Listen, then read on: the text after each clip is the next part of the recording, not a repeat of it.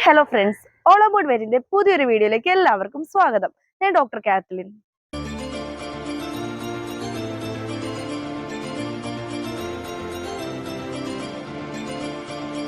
ഇന്ന് വളരെ ഇൻട്രസ്റ്റിംഗ് ടോപ്പിക്കായിട്ട് ഞാൻ നിങ്ങളുടെ മുന്നിൽ വന്നിരിക്കുന്നത് എന്താണെന്നല്ലേ, അതായത് നമ്മുടെ ഡോഗ്സിന്റെ വെയിറ്റ് നമുക്ക് എങ്ങനെ കൂട്ടാൻ സാധിക്കും, അതായത് നമ്മുടെ അൺഹെൽത്തി ഡോഗിനെ ഹെൽത്തി ഡോഗായിട്ട് മാറ്റാൻ വേണ്ടി എന്തൊക്കെ ചെയ്യണമെന്നാണ്. അത് നമ്മൾ എപ്പോഴെങ്കിലും ചിന്തിച്ചിട്ടുണ്ടോ? നമ്മൾ ഡോഗ്സിന് ആവശ്യത്തിന് ഫുഡും കാര്യങ്ങളും എല്ലാം കൊടുത്തിട്ടും ഡോഗ്സ് അങ്ങോട്ട് വെയിറ്റ് ഗെയിൻ ചെയ്യുന്നില്ല. അതിന്റെ റീസൺ എന്താണ്? അതിന്റെ ബേസിക് ആയിട്ടുള്ളതും ഇമ്പോർട്ടന്റ് ആയിട്ടുള്ള കാര്യം എന്ന് വെച്ചാൽ അവരുടെ പേരൻസിന്റെ ശരീരപ്രകൃതി, അതായത് ജനറ്റിക്സ് ആണ് ഏറ്റവും ഇമ്പോർട്ടന്റ്. ഇനി ഒരു പക്ഷേ നിങ്ങളുടെ ഡോഗ്സിന്റെ പേരൻസിന് ജനറ്റിക് ഫീച്ചേഴ്സ് എല്ലാം നല്ലതാണ്, അവരുടെ ആരോഗ്യ സ്റ്റാറ്റസ് എല്ലാം നല്ലതാണ് എങ്കിലും നിങ്ങളുടെ ഡോഗ്സ് വെയിറ്റ് ഗെയിൻ ചെയ്യുന്നില്ലെങ്കിൽ ആ കാര്യം നിങ്ങൾ ശ്രദ്ധിക്കേണ്ടതാണ്. അത് എന്തുകൊണ്ടാണെന്ന് ഉള്ള കാര്യമാണ് ഞാൻ ഇന്നിവിടെ പറയുന്നത്. ഒന്നാമതും ഏറ്റവും ഇമ്പോർട്ടന്റ് ആയിട്ടും ശ്രദ്ധിക്കേണ്ട ഒരു കാര്യമാണ് ഡീവോമിങ്. നമ്മൾ കഴിഞ്ഞ വീഡിയോയിൽ ഡീവോമിങ്ങിനെ കുറിച്ചും അതിന്റെ ഷെഡ്യൂളും എല്ലാം നമ്മൾ പറഞ്ഞിട്ടുണ്ടായിരുന്നു. അത് നിങ്ങൾക്ക് വേണമെങ്കിൽ ഞാൻ ഡിസ്ക്രിപ്ഷൻ ബോക്സ് ഇടാമെന്ന് ചെക്ക് ചെയ്ത് നോക്കും. ഡോഗ്സിന്റെ ഡീവോമിങ് എപ്പോഴും ഇമ്പോർട്ടന്റ് ആയിരിക്കണം. ഒരു പപ്പ ആയിരിക്കുമ്പോൾ തന്നെ നമ്മൾ ഡീവോമിങ് സ്റ്റാർട്ട് ചെയ്യണം. കൂടാതെ നമ്മൾ പപ്പീസിനൊക്കെ ആണെങ്കിൽ ഡീവോമിങ് സിറപ്പ് രൂപത്തിലാണ് കൊടുക്കുന്നത് നല്ലത്. ഡോഗ്സ് ആയി കഴിയുമ്പോൾ ടാബ്ലറ്റ് രൂപത്തിലും ആയിരിക്കും നല്ലത്. പിന്നെ നമ്മൾ ഡീവോമിങ് ചെയ്യുമ്പോൾ അതിന്റെ കറക്റ്റ് ടൈം ഷെഡ്യൂളിൽ കൊടുക്കാൻ ശ്രദ്ധിക്കണം. കൂടാതെ ഈ ഡീവോമിങ് ചെയ്യുന്ന ഡോഗ്സിന് നമ്മൾ എപ്പോഴും സെയിം ആയിട്ടുള്ള ടാബ്ലറ്റ്സോ മരുന്നുകളോ കൊടുക്കാൻ പാടുള്ളതല്ല. കാരണം എന്ന് വെച്ചാൽ നമ്മുടെ ഡോഗ്സിന്റെ വയറ്റിൽ പലതരത്തിലുള്ള വോംസ് ഉണ്ട്. അതിനെ ഓരോന്നിനെയും മാറ്റാൻ വേണ്ടി പലതരത്തിലുള്ള ഡീവോമിങ് ടാബ്ലറ്റ്സും മരുന്നുകളുമാണ് നമ്മൾ ഉപയോഗിക്കുന്നത്. നിങ്ങളുടെ ഡോഗ്സിന്റെ ഏജും വെയിറ്റും വെച്ച് നിങ്ങളുടെ വെറ്റിനറി ഡോക്ടറിനെ കൺസൾട്ട് ചെയ്ത് കഴിഞ്ഞാൽ ഡോക്ടർ പ്രിസ്ക്രൈബ് ചെയ്യുന്ന മരുന്നായിരിക്കും ഏറ്റവും നല്ലത്.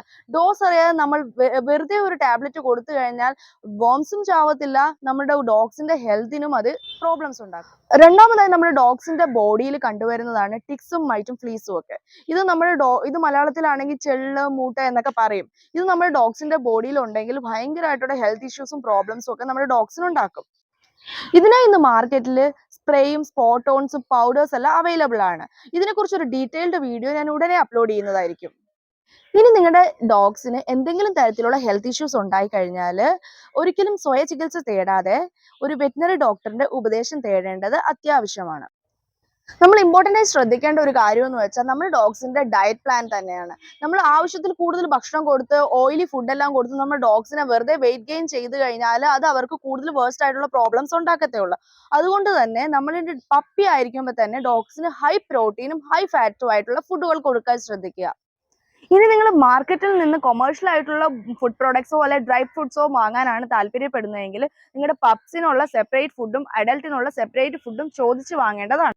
നമ്മുടെ ഡോഗ്സിന് ഒരിക്കലും അറ്റ് എ ടൈം ഒരുമിച്ച് കുറേ ഫുഡ് കൊടുത്തെന്ന് വെച്ച് ഒരിക്കലും നമ്മുടെ ഡോഗ് വണ്ണം വെക്കില്ല. പകരം അതിനൊരു സ്പെസിഫിക് ടൈം ഇൻ്റർവെല്ലിൽ കുറച്ചായിട്ട് കൊടുക്കുമ്പോഴാണ് അത് കുറേ കൂടി എഫക്റ്റീവ് ആവുക. ഉദാഹരണത്തിന് പാക്കറ്റ് ഫുഡ്സ് ആയിട്ടുള്ള NND, പെഡിഗ്രി, പിന്നെ റോയൽ കനൻ, ഈ ഫുഡ്സ് ഒക്കെ നമ്മുടെ ഡോഗ്സിന് കൊടുക്കുന്നത് നല്ലതായിരിക്കും. ഇനി ഞാൻ ഇവിടെ പറയാൻ പോകുന്നതെന്ന് വെച്ചാൽ ഹോംലി ഫുഡാണ്. ഇത് നമ്മുടെ ഡോഗ്സിന് പപ്പി സ്റ്റേജിലായിരിക്കുമ്പോഴേ കുറച്ച് ഫുഡ് ഇൻട്രൊഡ്യൂസ് ചെയ്ത് കൊടുത്തു കഴിഞ്ഞാൽ വലുതായിരിക്കുമ്പോൾ അവർ ആ ഫുഡ് കഴിക്കാൻ മടുപ്പ് കാണിക്കത്തില്ല. ഹൈ പ്രോട്ടീൻ ഡയറ്റായ rice, chicken, fish, meat, paneer ഇവയെല്ലാം നമുക്ക് വേവിച്ചിട്ട് നമ്മുടെ ഡോഗ്സിന് കൊടുക്കുന്നത് നല്ലതാണ്. സോൾട്ട് ഒരിക്കലും ആഡ് ചെയ്യരുത്.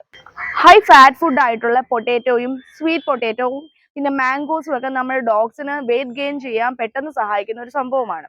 കൂടാതെ പംകിൻ ഫുഡിൽ ആഡ് ചെയ്യുന്നത്, പംകിൻ ഒരു ഫാറ്റ് കൂടിയാണ്, അത് കൂടാതെ നല്ല ഫൈബർ കണ്ടന്റ് ഉള്ള ഫുഡ് കൂടിയാണ്. സോ ഗൈസ്, ഈ വീഡിയോ ചെറുതാണെന്ന് അറിയാം, പക്ഷെ നിങ്ങൾക്ക് യൂസ്ഫുൾ ആയെന്ന് പ്രതീക്ഷിക്കുന്നു. Thank you for watching. ഈ വീഡിയോ ഇഷ്ടപ്പെട്ടെങ്കിൽ ലൈക്ക്, ഷെയർ ആൻഡ് സബ്സ്ക്രൈബ് ചെയ്യേണ്ടതാണ്. കൂടാതെ നിങ്ങളുടെ വിവരങ്ങളും സംശയങ്ങളും കമന്റ് ബോക്സിൽ രേഖപ്പെടുത്തേണ്ടതാണ്. So by.